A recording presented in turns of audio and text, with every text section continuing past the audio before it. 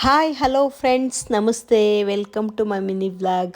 ಇದು ಊರಲ್ಲಿ ಜಾತ್ರೆ ಇತ್ತಲ್ಲ ಅದ್ರ ವ್ಲಾಗ್.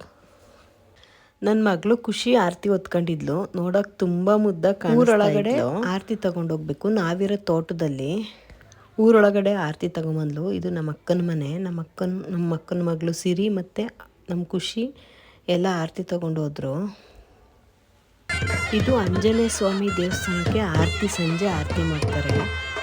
ನಮ್ಮೂರಿಂದ 2 ಕಿಲೋಮೀಟ್ರು ಹೊತ್ಕೊಂಡೇ ಹೋಗ್ಬೇಕು ಆರತಿನ. ನನ್ನ ಮಗಳು ಹೊತ್ಕೊಂಡು ಹೋಗ್ತಾ ಇದ್ದಾಳೆ ಆರತಿನ. ಊರಲ್ಲೆಲ್ಲ ತುಂಬ ಗ್ರ್ಯಾಂಡಾಗಿ ಮಾಡ್ತಾರೆ ಈ ಜಾತ್ರೆನ.